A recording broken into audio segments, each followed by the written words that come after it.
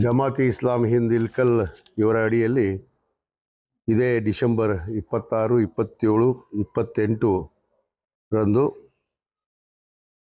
ಭವ್ಯವಾದ ಪವಿತ್ರವಾದ ಶ್ರೀ ವಿಜಯಮಾಂತೇಶ್ ಅನುಭವ ಮಂಟಪದ ಆವರಣದಲ್ಲಿ ಇವತ್ತು ಕನ್ನಡದಲ್ಲಿ ಸಾರ್ವಜನಿಕವಾಗಿ ಕುರಾನ ಪ್ರವಚನವನ್ನು ಮತ್ತು ವಿಶೇಷವಾಗಿ ಕೆಡುಕು ಮುಕ್ತ ಸಮಾಜ ಮತ್ತು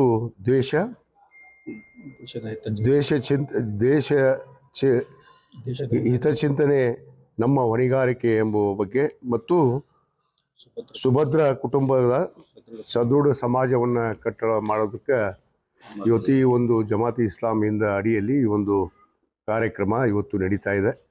ಈ ಒಂದು ಕಾರ್ಯಕ್ರಮದ ಅಲ್ಲಿ ನಾಡಿನ ಹೆಸರಾಂತ ನಮ್ಮ ಮೊಹಮ್ಮದ್ ಕುಯಿ ಅವರು ಮತ್ತು ಅನೇಕ ಪೂಜ್ಯರು ಮತ್ತು ನಮ್ಮ ಎಲ್ಲರೂ ಈ ಕಾರ್ಯಕ್ರಮದಲ್ಲಿ ಭಾಗವಹಿಸ್ತಾ ಇದ್ದಾರೆ. ನಾನು ಕೂಡ ಈ ಕಾರ್ಯಕ್ರಮದಲ್ಲಿ ಭಾಳ ಸಂತೋಷದಿಂದ ನಾನು ಭಾಗವಹಿಸ್ತಾ ಇದ್ದೀನಿ. ಅದಕ್ಕೆ ಬನ್ನಿ, ಎಲ್ಲರೂ ಕೂಡಿ ಈ ಮಹತ್ವವಾದ ಚಿಂತನೆಯನ್ನು ಇವತ್ತು ಈ ಸಮಾಜದಲ್ಲಿ ಅನೇಕ ಬದಲಾವಣೆಗಳನ್ನು ತರಬೇಕು ಅನ್ನೋದು ಮೂಲ ಉದ್ದೇಶ. ಯಾಕಂದರೆ ನಾವು ಭಾರತ ದೇಶದ ತತ್ವ ಸಿದ್ಧಾಂತವನ್ನು ಒಪ್ಪಿಕೊಂಡಿರುವಂಥ ಭಾರತೀಯರು. ಆ ಭಾರತೀಯಗಳ ಪ್ರಜೆಗಳಾದಮೇಲೆ ನಮ್ಮ ಹೊಣೆಗಾರಿಕೆ ಇದೆ.